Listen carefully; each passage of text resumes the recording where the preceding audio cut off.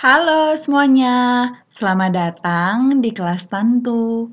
Nah, di kelas Tantu episode kali ini ada materi yang spesial nih teman-teman, terkait program atau inisiatif terbaru atau terupdate dari Kementerian Kesehatan, yaitu 6 pilar transformasi kesehatan.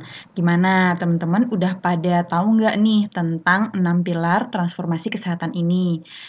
Jadi ya teman-teman, saat ini di daerah-daerah itu ya, lagi gencar-gencarnya nih implementasi 6 pilar transformasi kesehatan ini. Jadi, saran aku teman-teman harus tahu ya, sebagai tenaga kesehatan, terutama untuk administrator kesehatan, itu wajib mengetahui kemana sih arah dari kebijakan kesehatan kita nih, terutama pasca pandemi. Nah, di episode kelas Tantu kali ini ya teman-teman, kita akan ulas lebih lanjut mengenai 6 pilar transformasi dan apa aja sih menjadi concern dari transformasi kesehatan kita. Nah, jadi teman-teman, 1 tahun ya semenjak Menteri Kesehatan kita yang terbaru ya, yaitu Bapak Budi Gunadi Sadikin, itu langsung meluncurkan 6 pilar transformasi kesehatan, yaitu pada tahun 2022. Nah, jadi pada saat itu kan memang lagi gencar-gencarnya nih transformasi kesehatan pasca pandemi. Nah, apalagi setelah pandemi kan banyak nih concern kita di bidang kesehatan, terutama ya menghadapi penyakit-penyakit yang tidak terduga begitu ya teman-teman. Sehingga dari Kemenkes sendiri itu mengeluarkan atau merilis 6 pilar transformasi ini yang saat ini ya teman-teman, sampai saat ini pun ya, saat video ini rilis ya, itu masih gencar-gencarnya diterapkan di daerah-daerah teman-teman, terutama di instansi kesehatan ya, seperti rumah sakit, puskesmas, laboratorium ya, dan juga yang membawahi atau menaungi SDM kesehatan teman-teman. Makanya jargonnya itu Kemenkes Hebat, Indonesia Sehat. Nah, jadi arah dari ke-6 pilar ini itu sejalan dengan visi dari Presiden untuk mewujudkan masyarakat yang sehat ya teman-teman, kemudian produktif, mandiri, dan berkeadilan nih teman-teman. Nah, jadi sebenarnya ini salah satu program percepatan ya dari programnya Kemenkes untuk mewujudkan tujuan atau visi dari Presiden begitu ya, yang berfokus pada bidang kesehatan. Nah, transformasi kesehatan menjadi pola Kementerian Kesehatan dalam melakukan reformasi di bidang kesehatan, teman-teman. Dengan menjalankan ke-6 pilar transformasi ini, Menkes itu berharap Indonesia dapat memiliki sistem kesehatan yang lebih baik serta terintegrasi dengan sistem kesehatan dunia. Artinya apa? Concern dari dunia terhadap dunia kesehatan juga bisa diimplementasikan di Indonesia dan juga bisa mempercepat tujuan dari apa yang menjadi kesepakatan dunia, teman-teman. Apalagi ya, waktu COVID itu kan pandemi tidak hanya dialami oleh Indonesia saja ya, tetapi juga dialami seluruh negara ya. Apalagi ini berkaitan dengan virus yang menyebar sangat cepat dan juga dapat membahayakan kesehatan dari masyarakat seperti itu. Nah, kemudian perubahan Renstra ya, pasca pandemi terutama ya teman-teman. Jadi Renstra ini adalah rencana strategis teman-teman. Jadi harapan aku ya teman-teman, kalian ketika melamar sebagai adminkes itu tahu beberapa istilah-istilah keadministrasian ya, terutama yang terkait tentang kebijakan kesehatan begitu. Nah, jadi perubahan Renstra dari Kemenkes ini menjadi konsekuensi logis teman-teman ketika sektor kesehatan akan bertransformasi. Jadi transformasi itu sedang gencar-gencarnya dan sedang besar-besaran dilakukan mulai dari level pusat kementerian hingga ke level paling basic ya, yaitu apa? Puskesmas, posyandu itu juga termasuk teman-teman. Jadi mulai dari pusat, kemudian dinas kesehatan, rumah sakit, puskesmas ya, hingga ke posyandu. Nanti kita akan bahas lebih lanjut ya di kelas ini. Nah, jadi perubahan tersebut mencakup 6 hal prinsip atau disebut sebagai pilar transformasi kesehatan yang juga merupakan bentuk penerjemahan reformasi kesehatan nasional, teman-teman. Nah, jadi ini aku highlight ya, teman-teman. Jadi salah satu ya bentuk penerjemahan dari reformasi kesehatan nasional kita tuh apa? Ini jawabannya, teman-teman. 6 pilar transformasi kesehatan. Ini kalian harus tahu ya, teman-teman, karena ini merupakan program inisiatif yang gencar diterapkan ya, termasuk di dalamnya stunting juga termasuk di dalam transformasi ini, teman-teman. Jadi gimana caranya untuk bisa mempercepat pencegahan penanggulangan dari stunting, itu contohnya ya, teman-teman. Karena dari FR tahun 2023 kemarin ya, itu banyak sekali menyinggung atau soal-soalnya itu terkait tentang stunting. Jadi kebijakan-kebijakan yang bisa mengatasi stunting ini. Nah, jadi ini salah satu dari program atau inisiatif yang diperuntukkan untuk berbagai permasalahan kesehatan di Indonesia, termasuk stunting, teman-teman. Namun ya, percepatan transformasi kesehatan itu butuh kolaborasi seluruh pihak, teman-teman. Jadi, penerapan dari 6 pilar transformasi ini tidak hanya dikerjakan dalam tanda kutip ya, oleh Kemenkes, teman-teman, tetapi melibatkan juga kementerian lain, stakeholders yang lain juga untuk mempercepat tercapainya tujuan dari transformasi ini. Jadi, Menteri Kesehatan kita ya menekankan pentingnya sinergi dan kolaborasi seluruh komponen bangsa untuk menyukseskan agenda transformasi kesehatan. Jadi Kementerian Kesehatan itu sangat membutuhkan partisipasi dari seluruh komponen bangsa ya teman-teman, baik pemerintah, kemudian pihak swasta, maupun organisasi untuk bisa membantu nih ya menerapkan keenam pilar ini teman-teman. Sehingga ya teman-teman, pilar ini bisa menjadi kepemilikan tidak hanya dalam gaungnya milik Kemenkes tetapi milik bangsa Indonesia, seperti itu kira-kira ya. Nah, keenam pilar ini kemudian terbagi lagi menjadi 18 program prioritas teman-teman, yang mengacu pada Rencana Pembangunan Jangka Menengah Nasional tahun 2020 hingga 2024. Nah, jadi ini menjadi perhatian khusus ya, karena ini programnya ini diterapkan di tahun 2022 dan nantinya akan dievaluasi kembali di tahun 2024. Nah, jadi apa aja bagian di dalamnya? Adapun pilar pertama ya teman-teman adalah transformasi layanan primer. Apa itu layanan primer? Jadi ditransformasikan pelayanan-pelayanan primer yang ada di Indonesia, seperti itu teman-teman.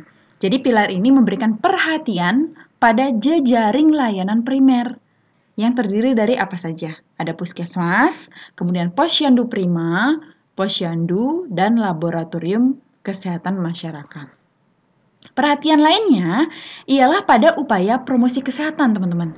Misalnya seperti penanggulangan masalah stunting ya, kemudian perluasan imunisasi ya, yang sedang gencar juga dilakukan ya, kemudian pencegahan TBC atau tuberkulosis, teman-teman.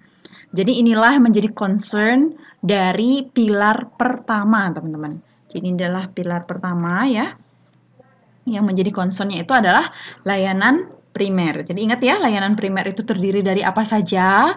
Yang pastinya berfokus pada prevention ya, bukan lagi pengobatan, apalagi rehabilitasi ya. Tidak, tetapi kita startnya mulai dari promosi dan juga prevention ya. Nah, jadi program prioritas transformasi ini ya, teman-teman, ada 18 indikator kinerja ya, menjadi program prioritasnya. Jadi Menteri Kesehatan ini menyatakan saat ini ada sekitar 12.000 ya puskesmas. Wah, banyak sekali ya teman-teman.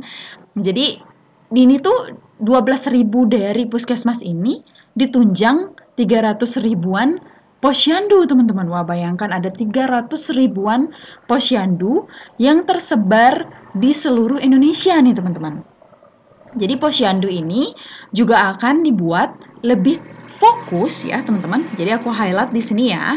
Jadi lebih fokus pada upaya promotif dan preventif. Jadi memang pilar pertama ini kenapa juga ditempatkan menjadi pilar pertama?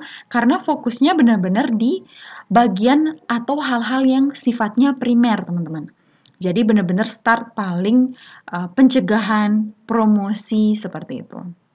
Kemudian Menteri Kesehatan kita memang fokus sekali ya terhadap layanan-layanan yang langsung berdekatan atau bersentuhan dengan masyarakat seperti posyandu, puskesmas seperti itu ya, jejaringnya layanan primer. Di antaranya ya seperti misalnya screening dan surveillance ya. Untuk itu di posyandu perlu dilakukan penguatan apa? Penguatan kader kesehatan, pemenuhan alat kesehatan, seperti misalnya targetnya nih ya teman-teman, dan juga sedang diusahakan bisa dilakukan di seluruh posyandu yang ada di Indonesia, yaitu alat USG atau alat periksa jantung juga ya. Jadi harapannya dari mulai posyandu pun ya, itu udah bisa melakukan pemeriksaan terhadap janin gitu misalnya menggunakan USG, kemudian memeriksa kesehatan jantung seperti itu. Jadi harapannya seperti itu transformasi ini teman-teman, sehingga ada screening dini ya. Jadi ada surveillance dari apa yang dilakukan oleh posyandu ini bisa mendeteksi dini ya untuk kemudian mencegah atau memperparah lagi penyakit yang sudah diderita seperti itu. Jadi memang mencegah dan juga artinya kita mempromosikan kesehatan. Seperti apa yang harus diterapkan di masyarakat, seperti itu. Jadi targetnya itu tidak hanya pembenahan posyandu. Menkes juga melihat ya laboratorium ya teman-teman kesehatan kita itu juga membutuhkan reformasi. Pasalnya labkes kita ya itu mungkin ya tidak maksimal peranannya ya sehingga harapannya ke depan laboratorium ini bisa melakukan diagnosis seperti itu ya. Seluruh Indonesia ini ya labnya itu bisa melakukan PCR sesederhana itu teman-teman. Karena sekarang laboratorium swasta ya tidak bisa kita pungkiri banyak dilibatkan oleh instansi-instansi pemerintah yang membutuhkan dan juga masyarakat kita ya. Padahal kita sebenarnya punya banyak laboratorium di setiap daerah. Nah, itu yang akan direformasi dan dimaksimalkan untuk bisa melakukan tindakan atau langkah-langkah prevention atau pencegahan ya. Itu untuk pilar yang pertama nih teman-teman. Kemudian pilar yang kedua. Nah, pilar yang kedua ini membahas tentang apa sih? Nah, jadi pilar yang kedua itu upaya yang dilakukan ya untuk mereformasi layanan rujukan teman-teman. Nah, jadi perhatian pada upaya ini menyasar jejaring layanan rujukan dan transformasi rumah sakit vertikal. Nah, jadi ini yang diperbaiki lagi ya. Sehingga ya teman-teman harapannya ketika ada rujukan itu supaya tidak lagi seperti tanda kutip itu menyulitkan dan kesannya itu ketika kita mau menggunakan BPJS atau kartu JKN kita untuk berobat, itu kesannya udah ribet duluan, udah sanksi duluan ya, udah ragu. Padahal sebenarnya layanan ini sangat bermanfaat buat masyarakat kita, seperti itu ya. Nah, teman-teman, dalam penerapannya itu seperti apa sih? Jadi untuk mencapai tujuan tersebut, dilakukan peningkatan akses dan mutu layanan sekunder dan juga tersier. Nah, kalau tadi di transformasi pertama kita fokus ke promosi dan juga prevensi ya atau prevention. Tetapi sekarang di transformasi yang kedua kita fokus kepada layanan sekunder dan tersier, teman-teman.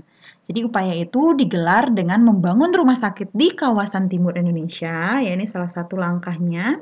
Kemudian menebar jejaring dengan 6 layanan unggulan dan melakukan kemitraan dengan World Top Healthcare Center. Artinya apa? Kita membuka seluas-luasnya kerjasama yang menguntungkan ya, serta membangun pelayanan kita lebih maksimal, terutama pelayanan rujukan. Penerapan lain, transformasi layanan rujukan ialah menggulirkan rumah sakit jejaring layanan penyakit prioritas. Jadi penyakit-penyakit itu ya di Indonesia tuh ada prioritasnya, teman-teman. Nah, rumah sakit jenis ini dibagi dalam jumlah strata ya dari dasar hingga paripurna. Strata dasar pada umumnya meliputi layanan dasar dan screening, teman-teman, screening penyakit ya. Kemudian kalau strata paripurna itu memiliki layanan tertinggi dengan tata laksana penyakit yang modern dan juga komprehensif. Jadi transformasi ini mengupayakan pemerataan fasilitas pelayanan kesehatan. Jadi fokus transformasi dimulai pada layanan spesialistik bagi 4 penyakit penyebab kematian tertinggi di Indonesia, teman-teman. Sekaligus pembiayaan paling besar dari pengeluaran yang dipantau atau tercatat begitu ya setiap tahunnya, teman-teman. Yaitu penyakit apa aja? Ada penyakit jantung, stroke, kanker, dan juga penyakit ginjal. Ini adalah 4 prioritas penyakit yang ada di Indonesia. Harapannya dari ditransformasikannya layanan rujukan, ini bisa memperbaiki sistem kesehatan kita, teman-teman. Terutama akses pengobatan yang lebih komprehensif dan juga jenjangnya itu terasa tidak ribet begitu.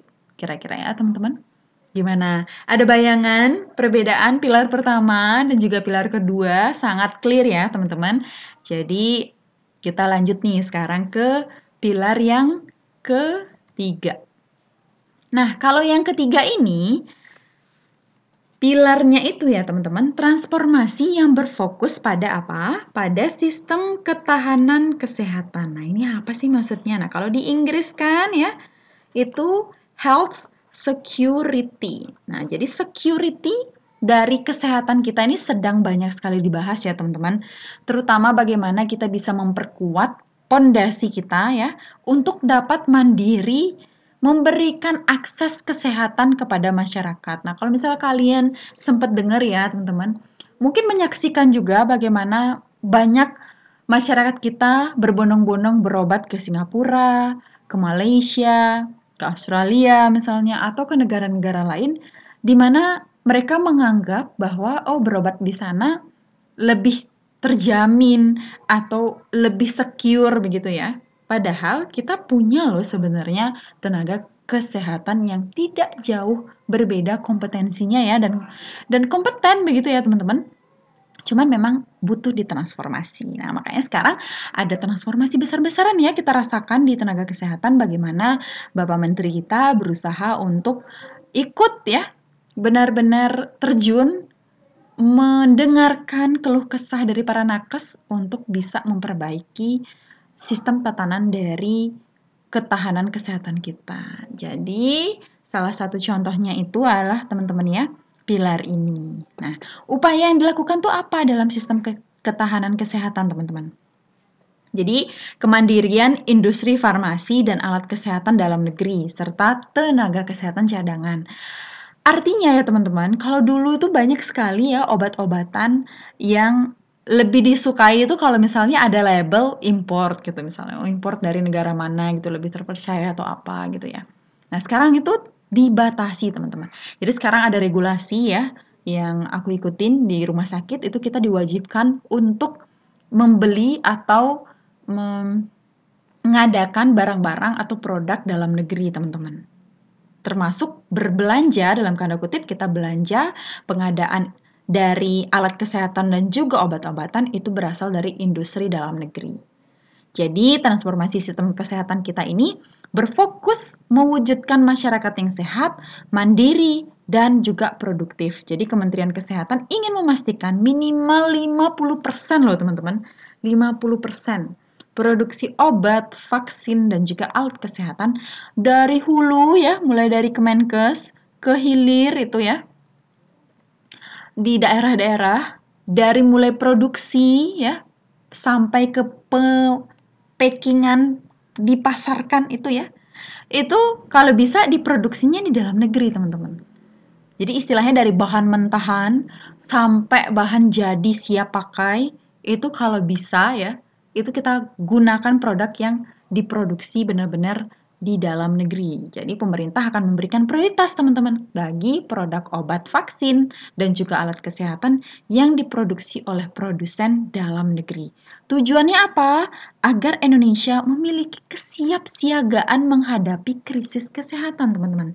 Jadi kita belajar banyak ya dari pandemi COVID-19 kemarin di tahun 2020 20 ya hingga 2021-an itu, bagaimana seluruh negara berhadapan dengan krisis kesehatan yang sama, sehingga beberapa negara itu dalam artian kolaps ya, tidak bisa mandiri untuk menyediakan akses alat kesehatan juga obat yang ada di dalam negerinya sendiri ya. Tidak hanya di Indonesia teman-teman, banyak di negara lain juga menghadapi hal yang sama. Sehingga targetnya ke depan, adapun hal-hal yang ingin kita cegah itu apa? Ketergantungan yang terlalu tinggi terhadap negara lain, teman-teman. Sehingga kita diupayakan bisa mandiri dan bisa menciptakan health security atau ketahanan kesehatan yang bisa mumpuni gitu ya. Jadi inilah tujuan dari pilar ketiga dari transformasi kesehatan.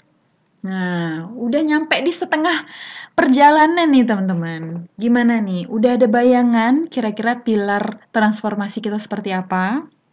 Kita lanjut dulu ya. Nah, pilar keempat nih ya teman-teman. Ini pilar yang berhubungan dengan pembiayaan atau uang ya, cuan-cuan gitu ya. Jadi pilar keempat ini itu merupakan program-program ya yang terkait dengan pembiayaan kesehatan kita, teman-teman. Jadi meliputi apa? National Health Account, Annual Review Tarif, Health Technology Assessment, dan konsolidasi pembiayaan kesehatan. For your information ya, teman-teman. Jadi NHA ini kelihatan di FR tahun 2023, 2022, dan juga 2021, teman-teman. Selalu ada ya di soal-soal mengenai administrator kesehatan ini ya. Itu selalu ada soal-soal mengenai pembiayaan kesehatan kita, terutama terkait dana alokasi khusus non-fisik, dana BOK, dan juga National Health Account.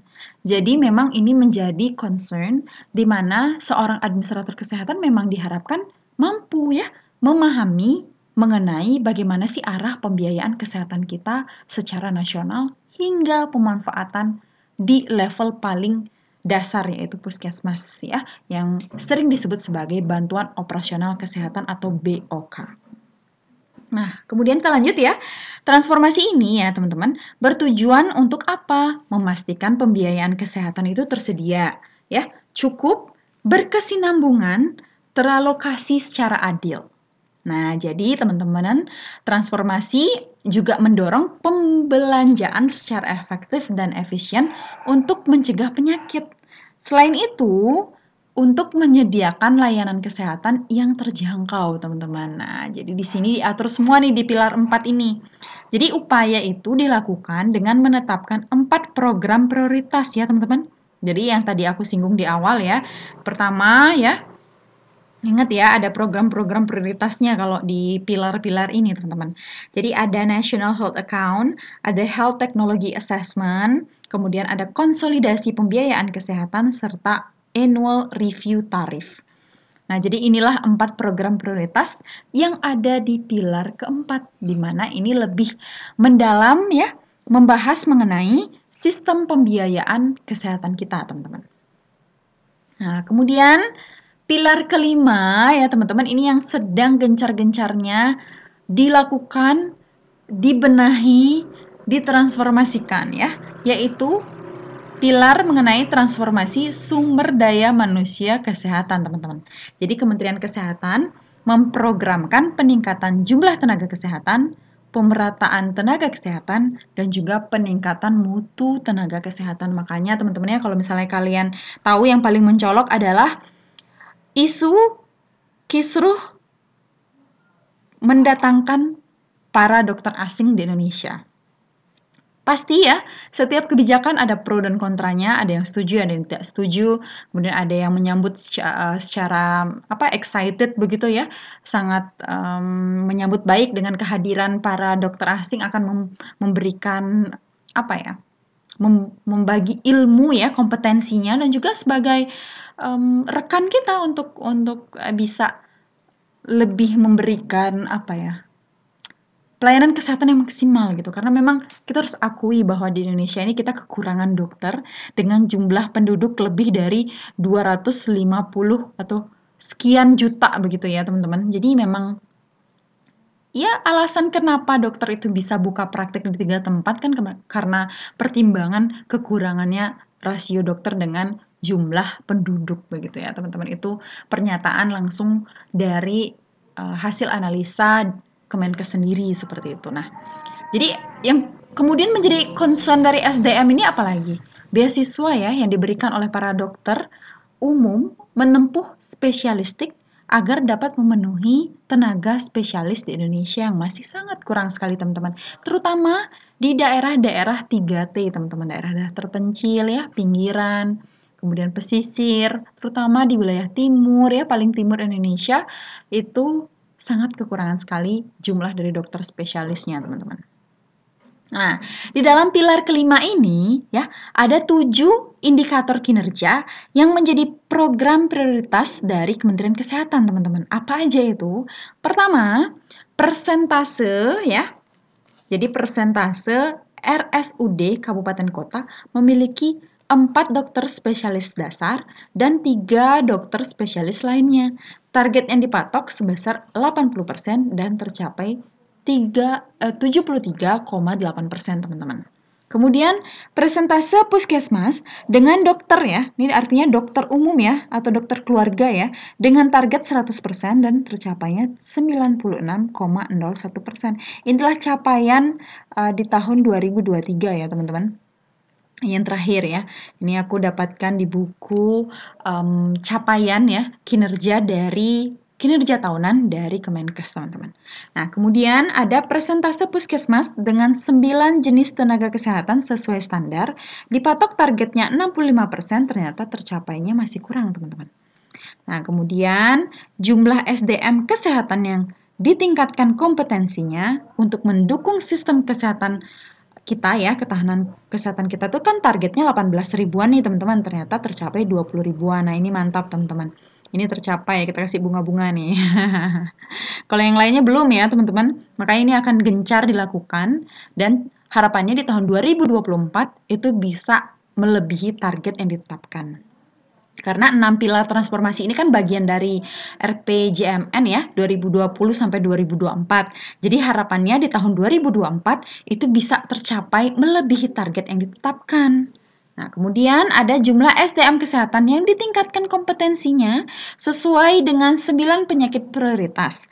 Targetnya itu 20.000 orang, tercapai 44 ribuan orang teman-teman. Nah, ini juga tercapai. Jadi concern di transformasi SDM nih terlihat bahwa melebihi target dan berjalan dengan maksimal, teman-teman.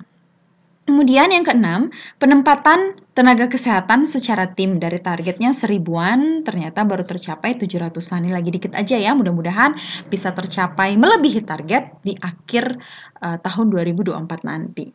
Kemudian program indikator kinerja prioritasnya yang ketujuh yaitu penempatan tenaga kesehatan secara individu. Tadi kan secara tim, sekarang secara individu. Targetnya 2400-an. Ternyata tercapai 2200-an, lagi dikit. Pasti bisa ya teman-teman, mudah-mudahan kita doa bersama. Oke, itu adalah highlight dari pilar transformasi kelima teman-teman. Nah, jadi ini satu lagi ya. Pilar keenam ya, yang terakhir adalah transformasi di bidang teknologi kesehatan. Nah, kalau misalnya kalian udah sempat notice ya, atau udah sempat ngeh gitu ya, kita tuh ada aplikasi Satu Sehat teman-teman. Jadi program Satu Sehat ini merupakan gebrakan ya Kemenkes untuk bisa menyatukan ya, mentransformasi besar-besaran teknologi kesehatan kita agar bisa lebih terintegrasi dan satu pintu teman-teman, tujuannya itu. Nah, jadi teman-teman ya, program yang diampu itu misalnya ya rekam medik elektronik. Jadi sekarang digencarkan seluruh rumah sakit pemerintah dan juga puskesmas itu bisa menggunakan rekam medis elektronik lagi teman-teman. Serta ya ada yang namanya Biomedical and Genome Science Initiative atau BGS ya. Jadi ini merupakan salah satu dari transformasi teknologi kita teman-teman di bidang kesehatan. Jadi keenam pilar tersebut bertujuan untuk mewujudkan masyarakat yang sehat, mandiri, produktif, dan berkeadilan. Jadi keenam pilar juga sebagai bentuk kesiapan pemerintah dalam menghadapi masalah kesehatan di masa yang akan datang, teman-teman. Jadi ini merupakan program inisiatif teknologi di mana kita bersiap ya ke depan kalau misalnya ada masalah kesehatan yang tidak terduga ya, kita bisa lebih siap harapannya gitu. Jadi ada 4 indikator kinerja yang menjadi program prioritas Kementerian Kesehatan, teman-teman, di dalam pilar yang terakhir ini. Yang pertama itu adalah jumlah sistem data kesehatan Indonesia yang terstandar dan terintegrasi. Ya, itu adalah salah satu dari 4 indikator program prioritas dalam pilar ke-6, teman-teman. Jadi Kementerian Kesehatan itu kan mentargetkan 100 sistem data. Nah, seluruhnya tercapai nih, teman-teman. Kemudian yang kedua, jumlah integrasi platform aplikasi dari sistem kesehatan di Indonesia ini ya, teman-teman. Dari targetnya 8.000 ternyata tercapai 9.000. Wah, keren ya. Ada 9.000-an platform yang sudah diintegrasikan dalam satu sehat, teman-teman. Kemudian, jumlah data biospesimen yang tersedia dan dimanfaatkan pada platform biobank dalam Biomedical Genome Based Science Initiative ini dari targetnya 750 data tercapai 562,5 data, teman-teman. Jadi masih kurang dari target ya. Nah, jadi ini yang memenuhi target. Kemudian presentase pengembangan HUBS ya atau HUBS Biomedical Genome Based Science Initiative itu ditargetkan 20%, teman-teman. Ternyata bisa mencapai 50%. Jadi hebat ya untuk hub BGSI ini ya, itu bisa tercapai, teman-teman. Nah, jadi itu 6 pilar transformasi kesehatan, teman-teman, yang lagi gencar-gencarnya diimplementasikan ya di seluruh instansi kesehatan yang ada di Indonesia. Nah, ini harus tahu ya, teman-teman. Jadi gimana? Udah ada perbedaan ya rasanya antara pilar pertama, kedua, ketiga, 4, 5, dan juga 6. Nah, buat teman-teman Tantu yang baru bergabung di kelas Tantu kali ini, jangan lupa ya, saksikan juga dan kalian bisa pelajari ya materi-materi mengenai administrator kesehatan di kelas Tantu episode pertama sampai dengan terakhir. Di sana ada berbagai materi, latihan soal, FR yang bisa kalian pelajari dengan seksama untuk mempersiapkan diri dengan lebih matang menghadapi tes CASN, baik itu SKB CPNS dan juga kompetensi teknis P3K di bidang administrator kesehatan. Nah, aku yakin kalau misalnya FR, materi, soal-soal, dan juga episode kelas Tantu yang sebelumnya itu bisa menjadi salah satu bekal ya dan juga strategi kalian mengatur bagaimana mempersiapkan diri dengan lebih baik menghadapi tes CASN di tahun ini nih, teman-teman. Nah, aku akan kasih rangkuman sedikit ya, teman-teman. Jadi intinya dari pilar ini, Kementerian Kesehatan ini terus berupaya keras nih menjalankan dan menyukseskan program transformasi sistem kesehatan agar dapat menjawab ya dan menyelesaikan permasalahan kesehatan di masyarakat. Apalagi sampai saat ini ya, teman-teman, Indonesia itu masih mengalami 6 masalah utama kesehatan. Apa aja tuh, teman-teman? Ini aku spill ya, 6 masalahnya. 1, layanan primer kita masih kurang.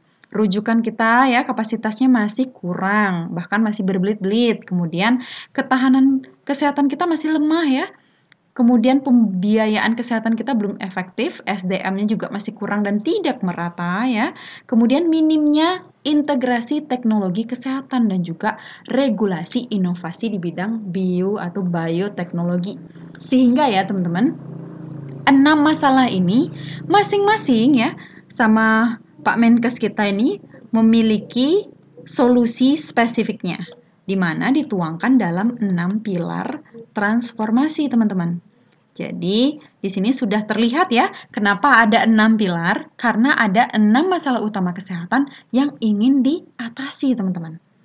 Nah, di sisi lain, komitmen Kemenkes untuk menyelenggarakan proses transformasi sistem kesehatan butuh atau mendapat dukungan payung hukum juga, teman-teman. Jadi, dukungan transformasi regulasi ya yang bertujuan memenuhi hak masyarakat, teman-teman. Jadi menciptakan undang-undang yang berdaya dan berhasil guna serta mampu implementatif, teman-teman. Jadi sangat bersyukur ya, ada Undang-Undang Kesehatan Nomor 17 ya, yang terbaru di tahun 2023. Ini mengenai Undang-Undang Kesehatan kita, teman-teman. Jadi resmi diundangkan pada tanggal 8 Agustus tahun 2023 setelah mendapat pengesahan pada sidang paripurna DPR RI pada 11 Juli tahun 2023. Nah, gimana teman-teman untuk materi kelas tantu kali ini? Mudah-mudahan bisa bermanfaat ya. Kalau misalnya kalian suka dengan kelas ini, kalian bisa tuliskan di kolom komentar kalau misalnya ada materi, bahan, atau hal-hal yang ingin kalian pelajari terkait hal-hal yang berkaitan dengan tes CSN administrator kesehatan, kalian bisa komen di bawah. Kalau misalnya kalian ingin bahan kelasnya juga kalian bisa DM ya. Bisa DM kami di Instagram ya, di @tantuhub_. Jadi kalian bisa ikuti kami di sana. Beberapa informasi-informasi terupdate juga kita posting atau kita publish di sana ya. Nah, kemudian teman-teman kalau misalnya kalian mengikuti kelas tantu kali ini, jangan lupa untuk mengikuti juga kelas tantu di episode pertama sampai dengan terakhir ya. Dan juga like, bisa kalian share juga ke teman-teman kalian ya untuk sama-sama mempelajari tentang Adminkes. Kemudian bisa subscribe juga ya untuk nyalakan notifikasi juga agar tidak ketinggalan video-video kelas tantu yang lainnya, teman-teman. Nah, jadi kesimpulannya ya teman-teman, terdapat sejumlah aspek yang diperbaiki dalam undang-undang kita. Apa aja ya dari Undang-Undang Nomor 17 tahun 2023 itu apa aja sih yang diperbaiki? Jadi dari yang fokus mengobati ke fokus mencegah. Kemudian dari yang akses layanan itu susah jadi mudah. Dari industri kesehatan yang bergantung di luar ya, di luar negeri itu menjadi fokusnya. Harapannya ya teman-teman tidak lagi keluar gitu ya. Yang berobatnya di dalam negeri itu cukup ya dan cukup secure ya, cukup dapat dipercaya begitu. Kemudian dari sistem kesehatan yang rentan di masa wabah menjadi tangguh ya, bisa tahan gitu terhadap bencana. Kemudian dari pembiayaan tidak efisien menjadi transparan ya dan juga efektif. Dari tenaga nakes kita yang kurang bisa cukup dan merata. Kemudian dari perizinan yang rumit dan lama menjadi cepat, mudah dan juga sederhana. Teman-teman ini yang harus di-highlight ya. Kemudian dari tenaga kesehatan yang rentan diskriminasi dapat perlindungan secara khusus ya.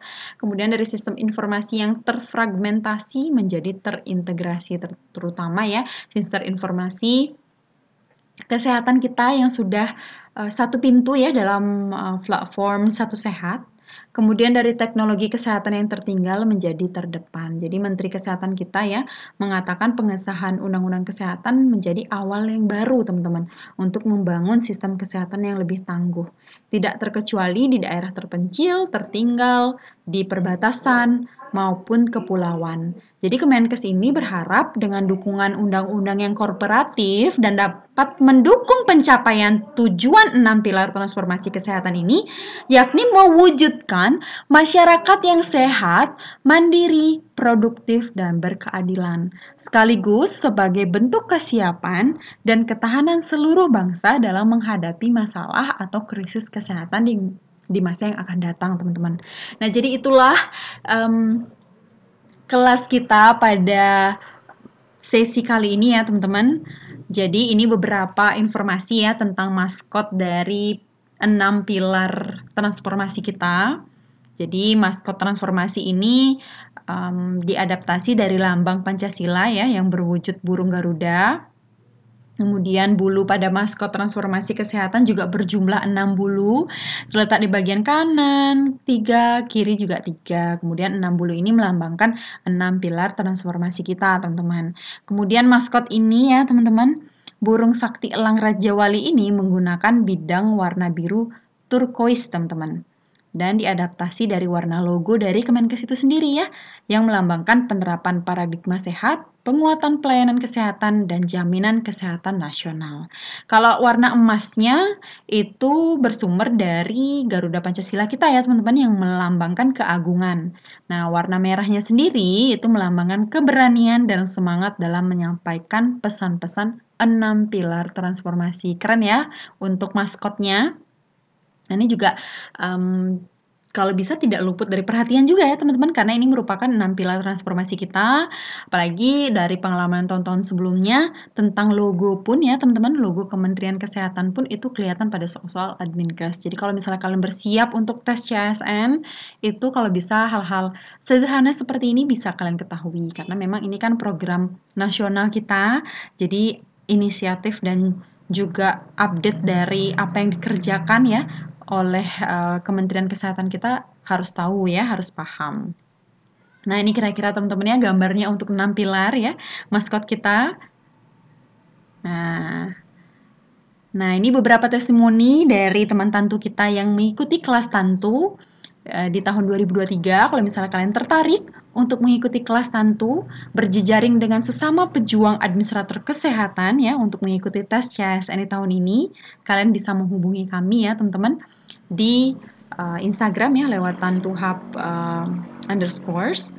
Jadi di sini kalian bisa mengikuti kita ya, update informasi dan lain sebagainya. Kita juga ada paket tryout kalau misalnya kalian lebih suka latihan soal ya, untuk bisa melatih diri ya, mengerjakan soal sesuai dengan waktu yang ditentukan, atau misalnya soal-soal penelaran, soal-soal hafalan, itu semuanya ada, kita punya teman-teman.